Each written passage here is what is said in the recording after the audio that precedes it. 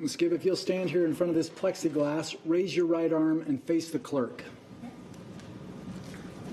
Do you solemnly swear or the testimony you're about to give in this class shall be the truth, the whole truth, and nothing but the truth? Ms. Gibb, I didn't hear you. Yes. Okay. Ms. Gibb, you can be seated here at this witness chair. Ms. Gibb, if you'll scoot up to that microphone and then pull it down below your chin and aim it at your chin. Okay. Mr. Wood and Mr. Pryor, I think the record isn't picking up your voices as well as it is everybody else's, so if you'll do the same, pull that down and then point it up at your chin, it makes a much better record. If you'll pull it down, Mr. Pryor, and then point it up kind of like this so that you don't talk over it. Mr. Wood, you may inquire when you're ready. Thank you. Will you state your name and spell it for the record? Melanie Gibb, G-I-B-B. Okay. Ms. Gibb, are you familiar with the defendant, Chad Daybell? Yes. Approximately when did you meet him? About 3-4 years ago. Okay. Do you remember where you met him? Yes. I was in Morgan, Utah. Okay. Since you've met him, what is the nature of your relationship? The nature of our relationship was talking about some of the books that Chad had written and his relationship with Lori.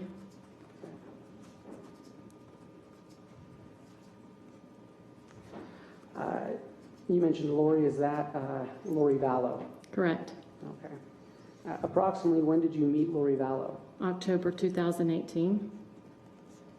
And do you recall where you met her?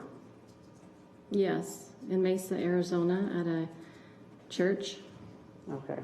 What was the basis of your relationship with Lori Vallow? It was based upon things that we talked about, which were spiritual in nature. Would you call yourself, were you friends with Lori Vallow? Yes. Okay.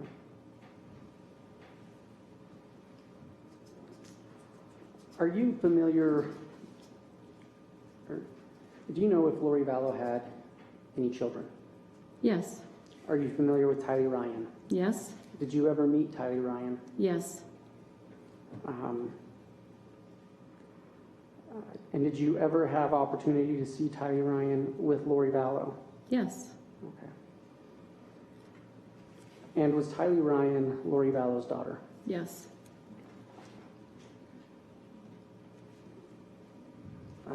Ms. Gibb, when was the last time you saw Tylee Ryan? July or August of 2019. Where was that? In her house in Chandler, Arizona. Okay. Are you familiar with J.J. Vallow? Yes. Who is J.J. Vallow? Lori's adopted son. Okay. When you spent time with Lori, did you have occasion to spend time with J.J. at all? Yes. Okay.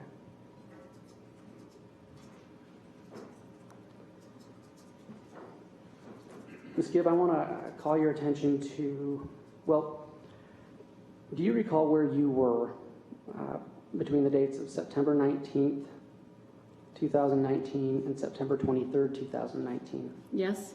Where were you? Rexburg, Idaho. Why were you there?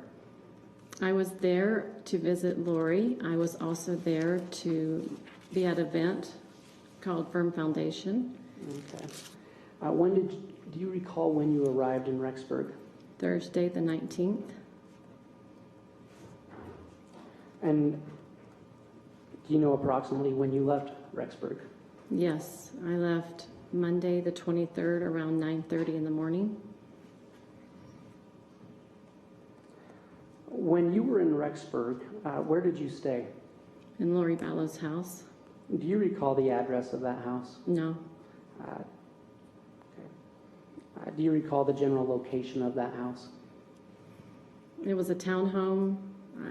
I don't know the name of the street. Okay. Was that townhome located in Rexburg, Idaho? Yes.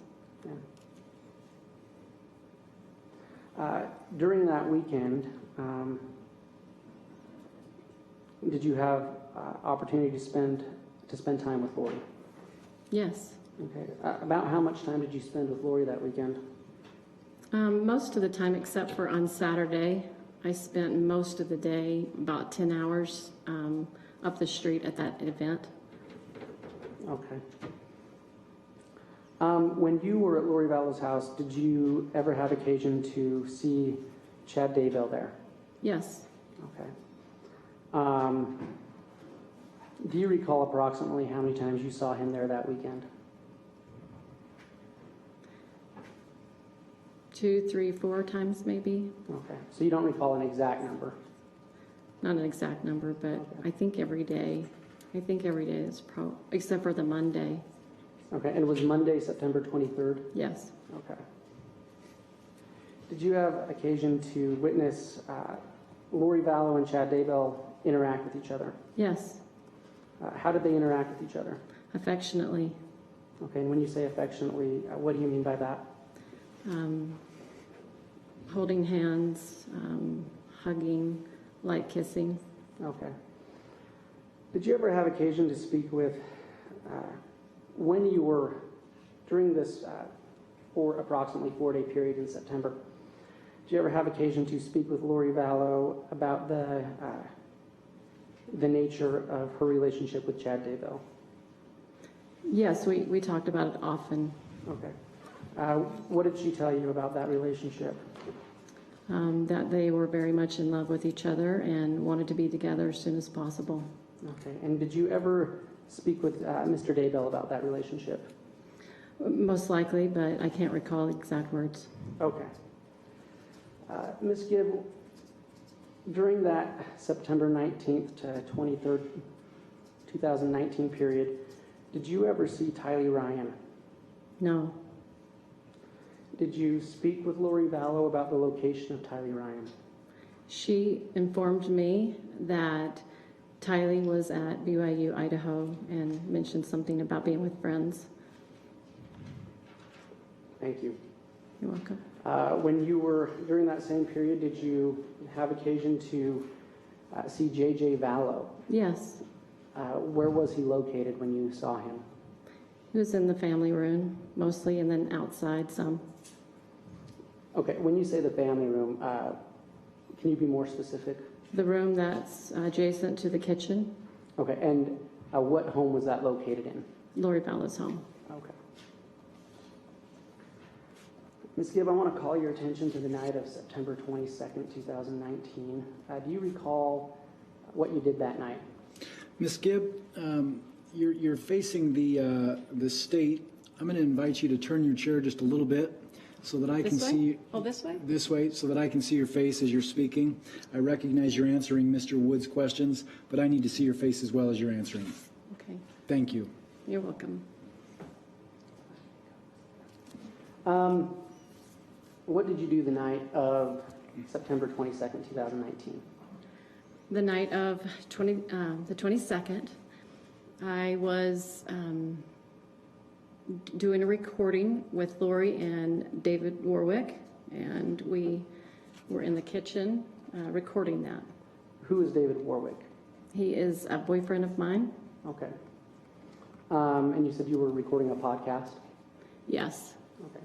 Was Mr. Daybell there during the recording of that podcast? No. Okay. Do you recall if J.J. Vallow was there during the recording of that podcast? I did not see him. Okay. Did you see Alex Cox that night? Yes. Okay. What did you witness, or what did you observe Alex Cox doing that night? He brought JJ into the house during the middle of the podcast. Okay. And did you see him bring JJ into the house? Yes. Okay.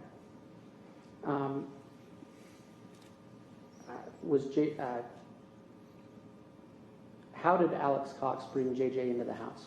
He carried him in, Okay. and he was asleep.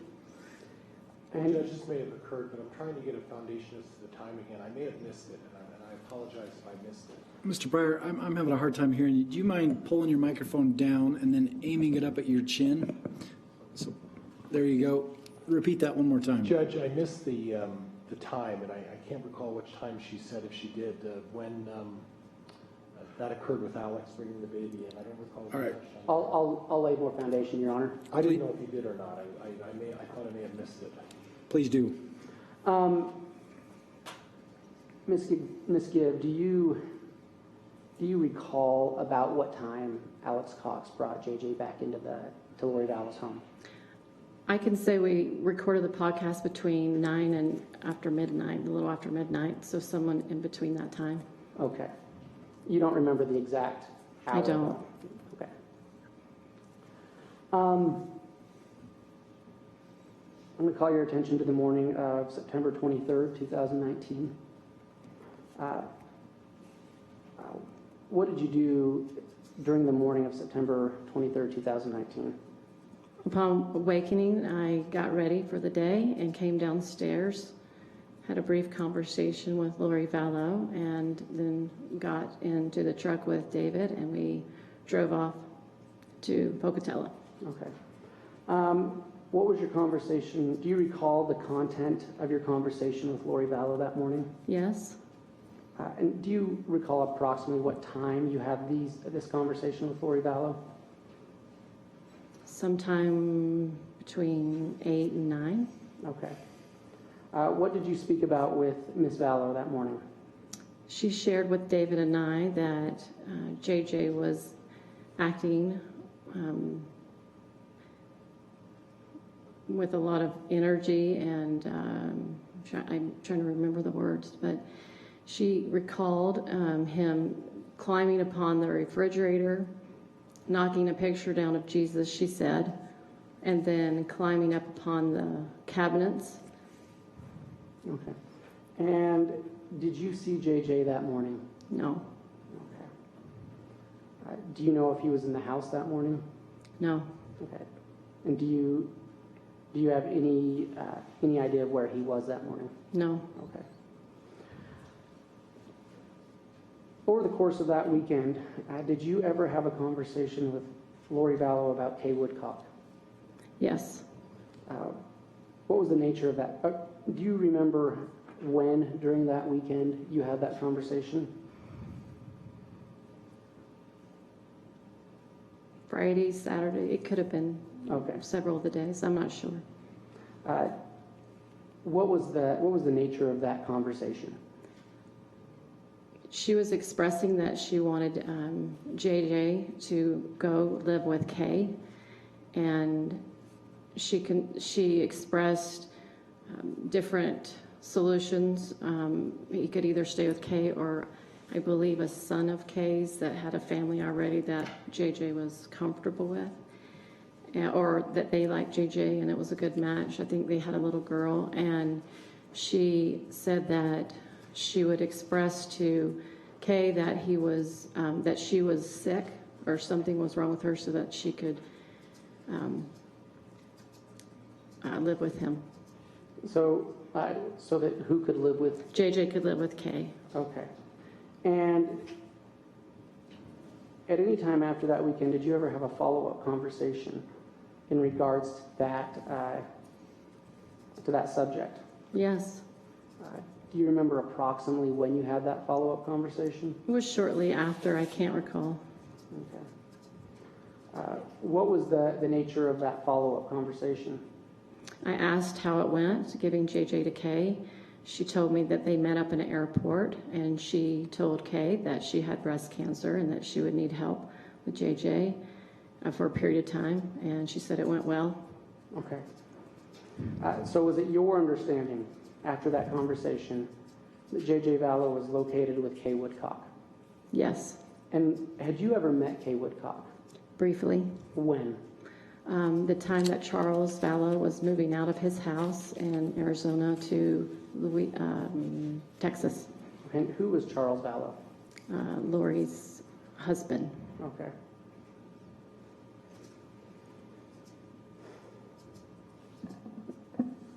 Ms. Gibb, I'm going to call your attention to the date of November 26, 2019. Do you recall where you were on November 26, 2019? I do. Where were you? I was in Pleasant Grove, Utah, in David Warwick's home. Okay. Now, do you live in Utah? No, Where do you normally live? Gilbert, Arizona. Okay. And so were you visiting Mr. Warwick that day? Yes. Okay. Did anything significant happen that day in regards to Chad Daybell? Yes. Okay. What contact, if any, did you have with Mr. Daybell that day? I received a phone call from Chad Daybell from his cell phone to my cell phone, and I answered the phone call. Okay. And do you recall approximately what time it was? Late morning. Okay. And you said you got a call from his cell phone? Mm-hmm. How do you know it was his cell phone? Because when the phone number came up, it had his name on it. Okay. And was that a contact you had previously stored in your cell phone? Yes. Okay. And was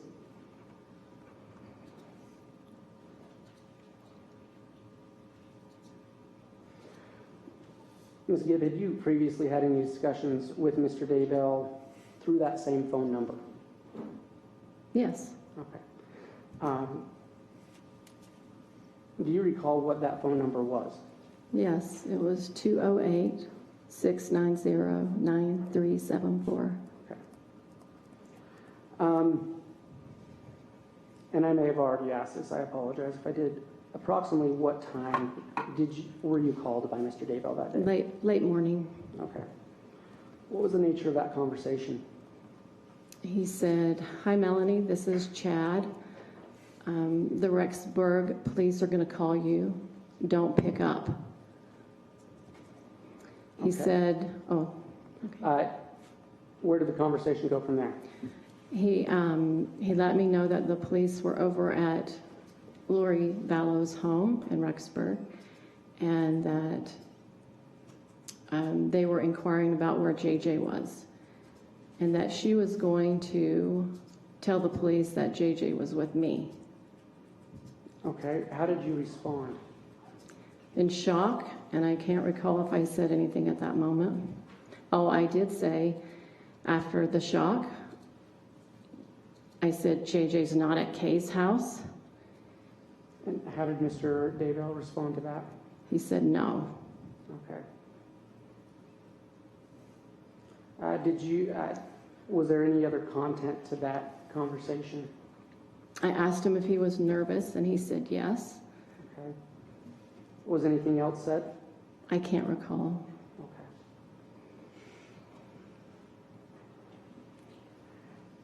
That same day, November 26, 2019, did you have any contact with Lori Vallow? Yes. Okay. Do you remember approximately where you were when you heard from Lori Vallow? Yes, I was in the same place. And okay. And where was that again? that was in Utah, in David's home. And approximately what time did you hear from Defendant Vallow? Lori Vallow? I possibly within an hour or two, I can't exactly recall. Okay. And when you say an hour or two, what is that in reference to? Her calling me, Lori calling me. Right. Was it an hour or two after what? I'm sorry, Chad's phone call. Okay. What was the nature of that conversation? When I picked up, she said, "Hi, Melanie, this is," well, she probably didn't say her name, but she said, "Just want to let you know everything's fine." She was upbeat, cheery, acting like nothing was wrong. What happened after that? She told me that the police had been there asking for JJ, and that she told the police that I had JJ, that I was at a movie called Frozen, that she asked me just to pick up my phone and take a picture, a random picture of kids running around, and that she would come by and pick him up, and then, no, I'm sorry, that after me driving home from Utah to Arizona, that she would come and get him later that week. Okay, I'm going to stop you right there, Ms. Gibb. I'm going to point you back to this conversation or the statement about picking up your phone. Mm-hmm. What did she ask you to do with that again? Take a picture of random kids to make it look like it was JJ. Okay. And I kind of lost track. I apologize. That's okay. You said something about driving down to Arizona. What was that part of the conversation? Who said what? So she knew that I was going down to Arizona for Thanksgiving, back to my home. And she said that she told the police that she was going to pick him up from my house from Arizona, which I had no previous knowledge to this. This was new information to me. Okay.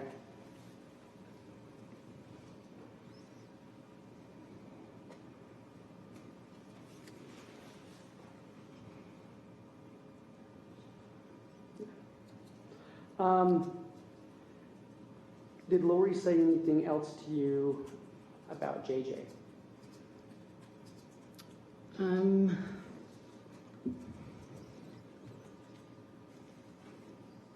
I can't recall exactly, but I can recall what she talked about Kay.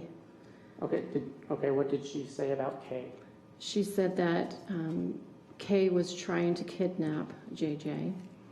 And I said, how do you know? And she said, well, I've received emails, being threatened that he was going to kidnap her. I said, well, what does she say? And she said, well, she sent me emails, and she said, she quoted Kay saying, it's not like I'm going to kidnap him or anything. And that she was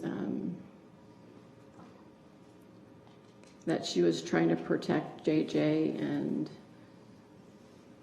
from her and other people, not just Kay, but possibly family members as well. Okay. And you said that, to your perception, she seemed upbeat and positive. Were those the words you used? Yes. Okay. To your perception, when you spoke with Mr. Daybell that day, how did he sound? Very nervous.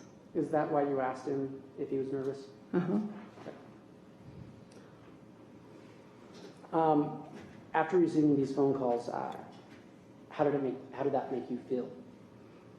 Horrible. I felt in shock. I was not okay with it because she told something to the police that was not true, which I had no knowledge of. So I was, I had a really bad feeling in my stomach, and I felt very shooken up by it. Okay. Do you know if the Rexburg Police attempted to contact you that day? They did. Okay. How did they try to contact you? They tried calling me, and once I believe they left a text. Okay. And did you respond to them that day? Not the Rexburg Police, I did not. Okay. How come? Is there a reason? Well, first of all, Chad tells me not to answer it, and then Lori tells me that her child is in danger. So I'm not sure what to believe or understand what's going on this time. I'm very confused. Okay. Did you speak to any law enforcement that day? Yes. What interaction did you have? Do you know which law enforcement agency you spoke with that day? Gilbert Police. Okay. And do you recall if there was a specific individual you spoke with that day from Gilbert Police? Officer Ryan Pillar. I'm sorry, can you state Officer Ryan Pillar. Ryan Pillar? Correct. And do you know how that last name is spelled? Pillar, or there could be a Y, so I'm not for sure.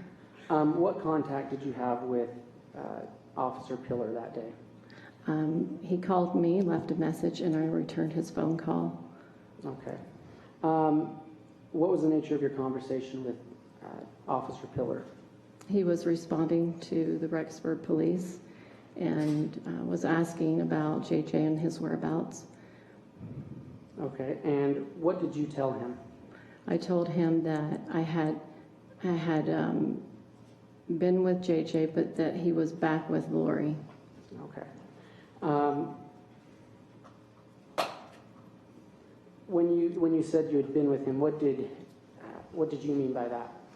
That he was with me, and then she came to get him. Okay. So that it would turn the police back to Rexburg and not with me, because I. No. Now, Ms. Gibb, had you recently had JJ with you? No. So when you told Detective Pillar that you had, was that an accurate statement? No, it was not. Okay. And did you believe that JJ was actually with Lori at that time? I was not sure. Okay. So was that, pursuant to the knowledge you had, was that an accurate statement? Yeah. Okay. But did you also tell Detective Pillar that JJ was not with you? Correct. And was that an accurate statement? Yes. Okay. Is there a reason you told Detective Pillar you had him?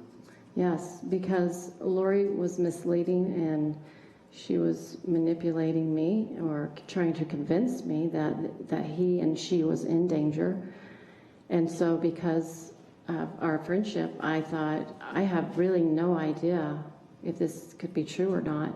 And I was very perplexed, very troubled, and I really did not know what to do. I was trying to reconcile all these feelings I had. Okay.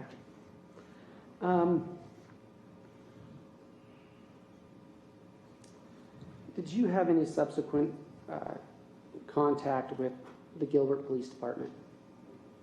Yes. And do you recall approximately when that was? I believe it was December 7th or 8th. Okay. And what contact did you have with the Gilbert Police Department? I called Officer Pillar and I informed him that who I was and that probably a lot more detail about the conversation about what happened, about JJ and Lori and Chad. And I also had something that I had recorded that I wanted to give to him. Okay. Let's talk about that. What had you recorded that you wanted to give to Officer Pillar? I recorded a conversation with Chad and Lori on Chad Daybell's phone, about 21-minute conversation.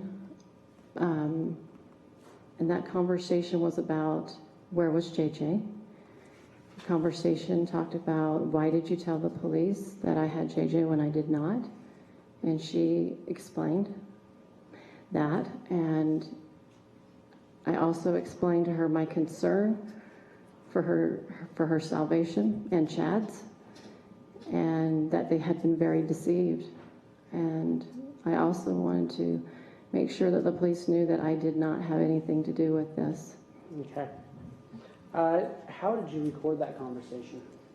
On a cell phone. Okay. You mentioned earlier the conversation was with Chad's number. Correct. Was that the same number you discussed earlier? Correct. Okay. And what phone did you use to have this conversation?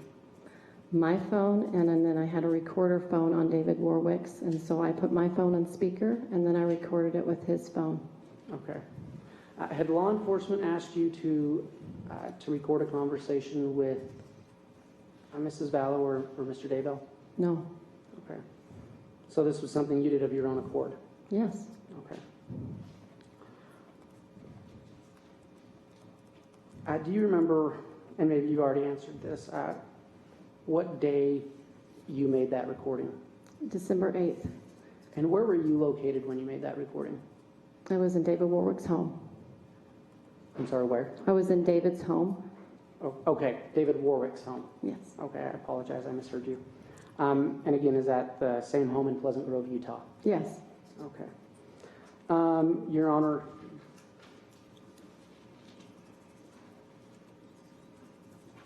the state would ask that state's exhibit that is marked as Exhibit 19 be shown to the defense and handed to the witness.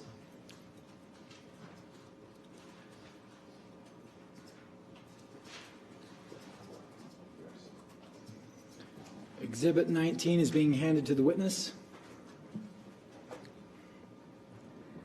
Ms. Gibb, do you recognize the state's Exhibit 19?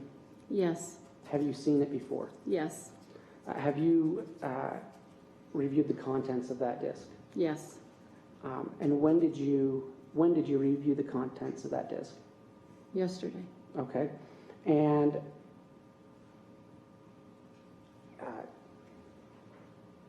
what is on that disc? It's the exact conversation that I recorded on my phone. Okay. And is that the same conversation you shared with law enforcement? Yes. And was it Detective Pillar that you shared that with? Yes. Okay. And the recording on that disc, is it a true and accurate representation of the original recording you made? Yes. Okay. Your Honor, the state would ask that State's Exhibit 19 be entered into evidence. No objection. Exhibit 19 will be admitted. Your Honor, the state would request that Exhibit 19 be published. All right, would you like to publish that on the screen here that's hanging on the wall? Yes, Your Honor. Is there video and audio or just audio? Just audio. Miss Gibb, if you'll hand that exhibit to Madam Bailiff.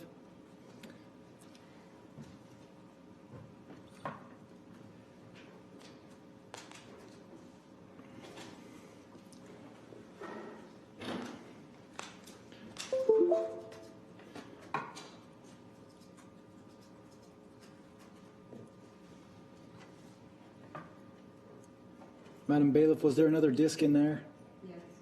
Will you please hand that disc to Mr. Wood so that he can identify it and we can make sure that that gets put into evidence? Your Honor, that is State's Exhibit 14. It's no longer in the case with the marker. Okay.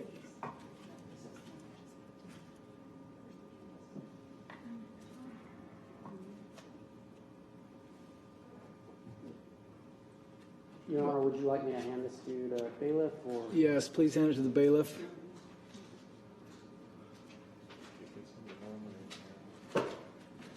Madam Bailiff, do you have the envelope that shows? Okay, Exhibit 14.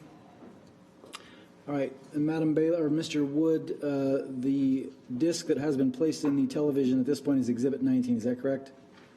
That is correct, Your Honor. And you're moving to publish that? Yes. Mr.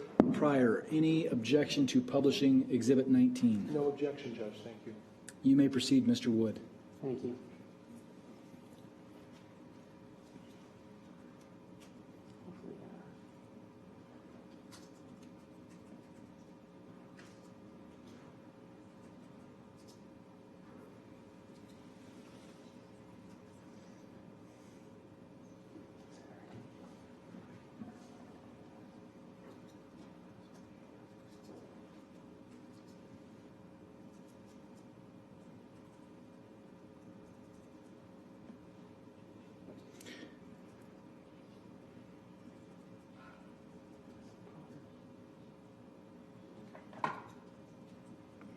Your Honor, we seem to be having a similar problem as earlier.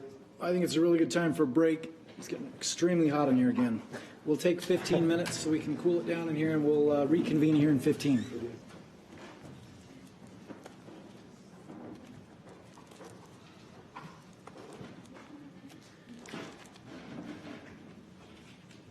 We'll be back on the record in State versus Daybell.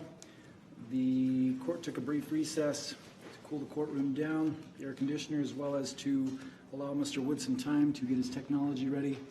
Mr. Wood, do you wish to proceed with publishing Exhibit 19? Yes, Your Honor. You may do so.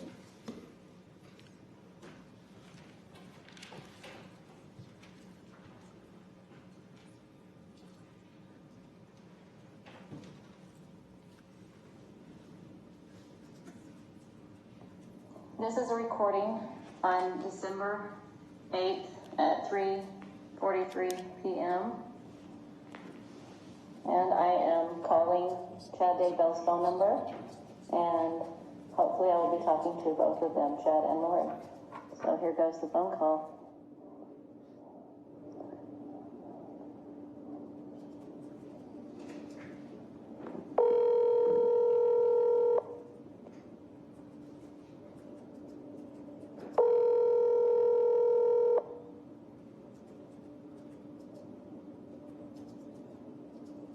Hello, sweet Melanie. Hi, Chad. Hey, Lori.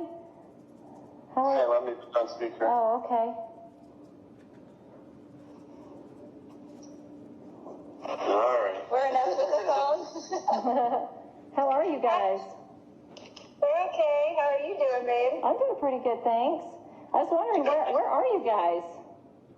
We're just hanging out. Hanging out? Are you in Idaho? We're No. hanging out in Idaho. Oh, okay. I just wanted to ask you a question, if you don't mind, Lori. Yeah, of course. I mean, I want to know, you remember we talked about JJ going to Kay's house, and you told me they went there, and now he's not there?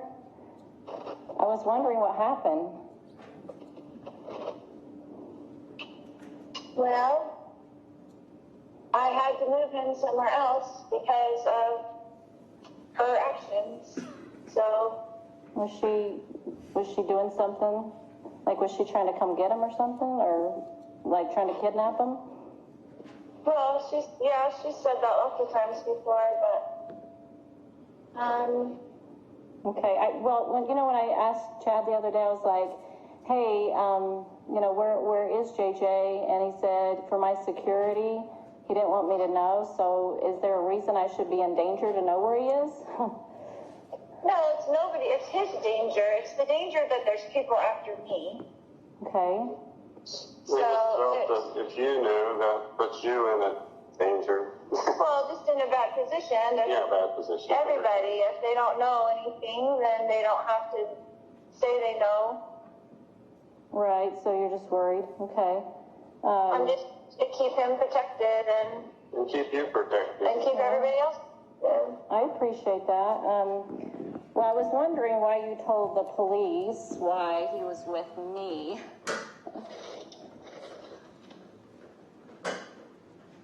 I just needed to have somebody so I wouldn't have to tell them where he really was, because they were going to tell Kay where he is. Oh, yeah. So do you think it's like your family, or, like your family, your dad, or, those Well, my people? family, well, not my whole family, but as you know, most of my family is working against me and Yeah.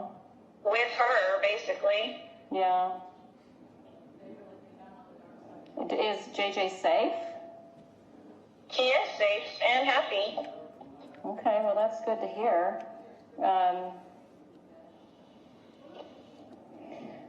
Are you afraid of anything? Like, are you afraid to tell me that you're just afraid that that I could be in danger? Like if I knew, like, how could that hurt me? I don't understand how that could hurt me if I knew where he was. Well, I'm just not telling anybody so that nobody has to say where he is or get questioned to where he is, so I can keep him as safe as possible. Yeah. Okay, I hope that he's okay. I hope you guys are okay. I did have a question that I asked Al at one point, your brother, if I wanted to know, like where he was, and he said I did not want to know, and that he could not be found. So what does that mean? I don't know why he would say that, but it's the same story. Like I don't even want Al to know. I don't want anybody to know, so that nobody has to be worried about it. I mean, nobody has to be questioned about it, so he can be safe. Yeah, so how long are you going to be away for? Like, are you ever going to be able to come out and come back to society again? Or are you going to keep, come back? What does that look like? I will do whatever the Lord Lord needs me to do every day, so we'll see. I just wondered if I was ever going to see you again. Absolutely, you will. Okay, so Yeah. so maybe when they're done chasing you, you'll be able to come out again, or?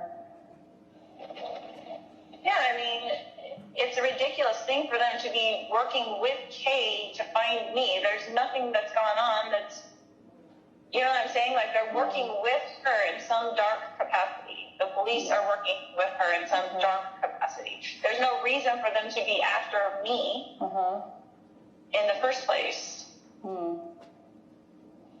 Yeah, has she threatened you at all? Yes, lots of times. Oh boy, like what did she say? Well, it's in emails and everything. So like she said she was going to come take him, or she was? There's a lot of things. Yeah. Nellie. I know it sounds like it. I'm just worried for you guys because, you know, he's missing, and you know. I know exactly where he is. He's perfectly fine and happy. Okay, well, I hope so. I had a scripture I wanted to share with you, if you don't mind. I love it. I was thinking about some of the things you guys have gone through, and I saw this scripture today, and I want you to Let me ask you a question. About a scripture. Okay? So, did Alma turn himself into King Noah? Or what was he required to do? Well, King Noah was incredibly wicked. Yes. And so he fled his evil ways, which was adultery and living riotously and breaking all the commandments. Right. So what was he required to do, Alma? He had to go and flee so that he would be safe and then help other people realize how, you know, jacked up the system was and the government was. What about Moroni? What was he required to do at the end? To carry on those plates and bury them. That was his responsibility. What did he have to do to do that? Did he hide? He had to hide. He had to hide because they were so. Everybody was killing everybody in the society. Everybody was dying. They were killing all the Nephites. And the scriptures had to hide in the cavity of a rock by day and go out by night. The prophets did. They did. Yeah. Okay, so thank you for sharing that with me. Okay, this scripture is just something that may be thoughtful for you. For behold, this is Doctrine and Covenants, section 3, verse 7 and 8. It says, for behold, you should not have feared man more than God. Although men set not the counsels of God and despise his words, yet you should have been faithful, and he would have extended his arm and supported you against all the fiery darts of the adversary. He would have been with you in every trouble. So when we work with the Lord and are obedient, He's going to protect us from adversarial darts and all kinds of negativity. But when we open the door to Satan, he comes in and then he attacks. And then he takes away to make it look like somebody else took it away. But that's not how God works. He doesn't work in darkness. I agree with you 100%. And that's what the Lord is doing for me. Exactly what he's doing for me. Oh, it just sounds weird. We have not opened the door for darkness, Mel. Darkness is knocking on the door all the time because that's the way dark works with the light. And I promise you that I have done nothing wrong in this case, but sometimes you have to hide in the cavity of a rock for your own life safety. And that's what the Lord requires of you sometimes. And that's how it is. And I'm sorry that's how it is because there is a lot of darkness on the earth. I know. It's been after me for zero reason besides the darkness of Kay, which you already know she's dark. I haven't met her enough to know if she is dark or not. I've just met her slightly, and she seemed like a normal kind of person, but then I haven't engaged with her that much, so I don't know that personally. So you don't know about her changing the thing for herself to be the beneficiary of the policy and all that stuff. None of that's dark, right? Well, I haven't seen those documents, so I have no way of knowing. You've seen them on my computer. No, I have not. I haven't even looked on your computer before.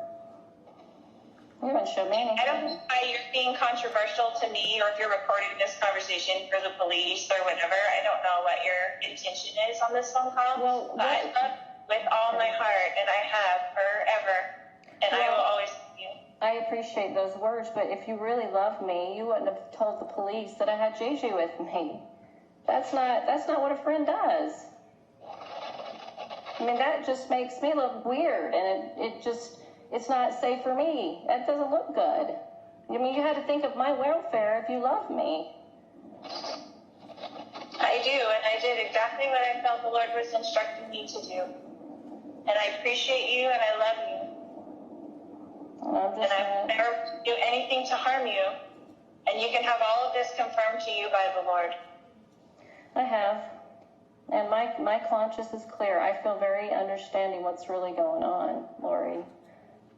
And I believe that you have been very deceived by Satan. I believe that he has tricked you. And I don't believe that what you're doing is correct. I just don't. I mean, Tammy dies, and then your husband died, and then he's missing. It just doesn't sound like God's plan to me. It gives me a gut feeling, like in my gut, it feels weird. It doesn't feel right. I don't have peace about it. I never have felt 100% peace about it. I always felt like a little weird in my stomach about all these things. You know me, Mel. You know me. This does not sound like you. This sounds like you've been influenced by somebody dark who wants you to believe dark things and have fear of the celestial world. I don't have fear. You obviously do. No, I have a peace of conscience, and I can see clearly. Well, I'm sorry that you feel that way. I love you so much. I know you do.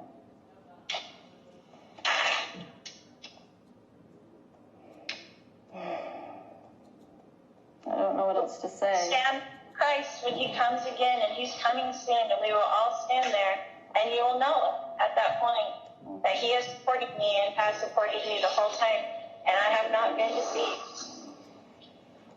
I just want to testify that I know Tammy and the conspiracy theories. My sister-in-law's right behind it all, and I hope that you're not being influenced by that dark team. I don't know who she is. I'm sorry, you said your sister-in-law? I don't even know her.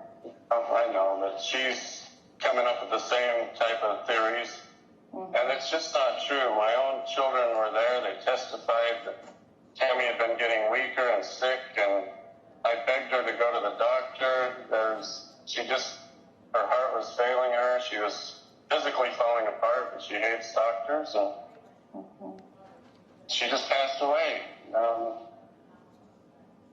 That's how it happened. My son Garth was right there with me the whole time. My kids were at the house within 20 minutes of her passing. There were 2 coroners. They checked her out right there on the bed. All these conspiracy theories just make me sick to my stomach. Just absolutely sick. I know I've been told for years that Tammy would pass away at a young age. And I had no idea that Lori would even be a part of my life. I just knew that my life had 2 segments. And that I know Tammy's on a special mission, and she's with my kids. She's visited them. There's so much, Melanie, that you just have to have faith, and this is not some sort of master plan. There's no way Lori and I could ever come up with this. It's just... You can understand my concern, correct? I can, from an outside perspective, but From someone who knows as much as you know, no, not really. But we can feel Dave's influence on you. I can feel that, for sure. He's a very good man, and he has a very strong foundation, that I know. I know, but he seems to be the one that's putting the doubts in your mind. No, you know what? I have come to understand that my gut feeling, I was not listening to it. And I always felt uncomfortable with many things. Okay. Well, I'm sorry that I included you in those teachings then for your own sake, because I wish that you didn't have as much knowledge as you have, as you will be accountable for the knowledge that you do have, Mel. So will you. I agree 100%. Yeah. 100%. I have no fear. Yeah. I have no fear of that. But I really, as I was reading the story of Korihor, and it is so very similar to this, you just can't see it. But he did it because he was trying to reclaim a people, and he thought at the very end, because of his carnal and natural desires, that's what influenced him. And he was very deceiving. Carnal natural desires? Well, honey, you got a lot of natural desires. We all know that. That's what you think is me, Korihor? Are you kidding me right now? I think both of you have similarities. It's in the scriptures. It's in the scriptures. And the scriptures are very powerful. Yes, they are. I live by the scriptures, as you know. I know, but we can rest the scriptures for our own vain glory. I rested the scriptures? We can do that, and I feel that you have to suit our belief systems. Do I rest the scriptures? Is that what you're accusing me of at this point? I feel that you have. Why do you feel that way? I need an explanation on this. Because if you look, like the scripture just shared. Okay, you read scriptures every single day, you know? I know you read them. I don't doubt that. But this scripture right here says that you will be supported by all against the fiery darts of the adversary. You would have been supported if you had not opened dark portals and dark junk. You would have been safe if you would have obeyed God. He would have had your back. But you have been chased and tortured. Whether you do this or not, I'm sorry? He has your back. So. Well, if he has your back, you would not be able to tell me where you are, and we couldn't find JJ. Like, where is he? I've been asking, where is he? And you know what I mean? Like, that's I can tell everybody where JJ is right now, and that would not be good for JJ. So I'm sorry that you don't want me to protect my children, but I would never ask you to not protect your children. Of course you wouldn't. So I can tell that you're just adversarial, Mel. I love you. I'm sorry that you feel this way. Because I actually do care. I'm sharing what I feel for you because I know your salvation's in trouble for what you've done. If my salvation is not in trouble at all, and I think you should check that with the Lord again. Oh, I felt a lot of things from the Lord, and this doesn't feel right. Well, I'm sorry that you feel that way, sweetheart. I'm sorry that you're friends with all those who are against me. Joseph Smith's friends turned against me. I'm not friends with people that are against you. Apparently you are. I am not. I don't know Kay. I don't know who you're talking about, your sister. I don't even know what her name or who she is. I don't know any of those people. Why would they contact me anyway? How would I even know about that? Well, you're friends with Dave, and he's apparently, you know. Well, David is a very righteous man, and I've always known that grounding about him. And he has a lot of beautiful experiences with the Lord, and these are not the same. You know, when you get the priesthood, that's Peter, James, and John shows up, and then he confirms all of those in the circle that are to get it, and everybody's a witness of that. Everybody's a witness that the pattern is in the scriptures. There's no witness that you ever receive what you think you received. Nobody has seen that but you. There's no witness. The witness, Joseph Smith, Oliver Calvary, Martin Harris, the 8 witnesses, they all showed up. Is there a witness when Jesus, Heavenly Father, gave that to Joseph Smith by himself in the grove? Was there a witness? No, but they had it later with other people. That was one experience, but others joined in later. When he brought other people into it, they had experiences. Is that in the scriptures, yes or no? I'm sorry? Is that in the scriptures, yes or no? That Joseph was alone when he saw God the Father and Jesus Christ? Yes. Yes, he was alone. He was alone. But he had to open it up first. That's not a pattern at all. Honey, what I'm saying is that after he saw that and other people joined in, they saw the things with him.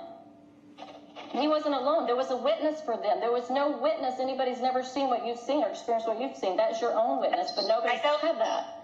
No, God knows it, and I will never deny it. For my soul would be at stake if I did. So you can say it didn't happen to me, Mel, but if I say it, then I am accountable. You didn't witness it. Okay, I did. But your behaviors is not, okay, I understand that's what you believe you saw, but this is the thing, as I see, is that your behavior is not one of somebody who's seen Christ. Your behavior. What? Never had any idea that be the person of all people to turn me. I cannot I believe am it. asking questions, and I am concerned for you. That is what somebody does when they care. You don't sound like you're concerned. You sound like you're accusatory. You do not sound concerned. You sound pissed off. I'm not. I am troubled. Maybe that's the better word. Troubled. Because these things, like you being with Chad before he's even divorced, is unusual behavior for a person that's seen Jesus Christ. I was never with him, and he was never divorced. Honey, I've seen you That's guys your together. story. That's you dating. So I haven't ever seen you with, I've never seen you with Chad kiss him and walk around the track at BYU with him. I never saw that. You See, stand you're the one that's just feeling guilty about being with someone before they were divorced. Oh, honey. I think that's not what we're talking about here. Wait, it's not what we're talking about here. That's what I'm saying. You are going off the deep end. Well, I'm just saying this is not a behavior of someone that sees Jesus Christ. It's not the behavior. Really? No. Have you ever seen Jesus Christ? So do you know what the future behavior would be if you had seen Jesus Christ? I know that when I pray. Lord asks me to do every day, and he does protect me, and he is protecting me, and he will protect me against this accusation as well. And we will both stand there with him, and you tell me if I was lying or not. But we're both standing there with Jesus Christ. Okay.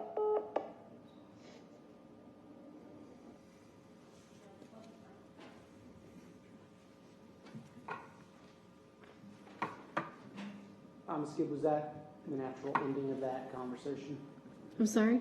Was that how that conversation ended? The phone cut off. I could have been because it was in a basement apartment. Okay. Your Honor, the state has no further questions at this time. Mr. Pryor, looks like we have about 10 minutes until 5 o'clock. Can you give me an idea of how long you foresee the cross-examination taking here? Judge, I anticipate much more than 10 minutes. I spoke with Mr. Wood, and we thought it was best if the court would oblige us and forego the next 10 minutes and allow me to start my cross in the morning. If that's acceptable to the court, I would respectfully ask that. We will recess for the day. We'll reconvene tomorrow morning at 9 a.m. Are there any issues? Well, first of all, let's grab that disc out of the player right now, Madam Bailiff.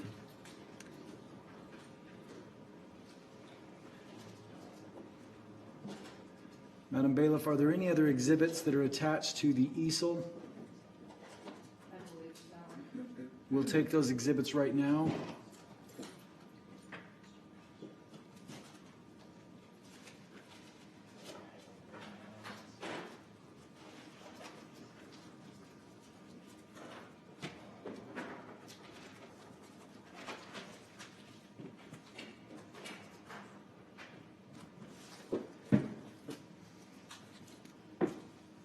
Madam Clerk, just so we're clear, do we have all exhibits in our possession 1 through 19 at this juncture? We'll reconvene tomorrow morning at 9 a.m. Mr. Wood, Mr. Pryor, is there anything else that we need to take up here today? I don't believe so, Your Honor. Thank you very much. Judge, are we excused? We are. Thank you, Your Honor.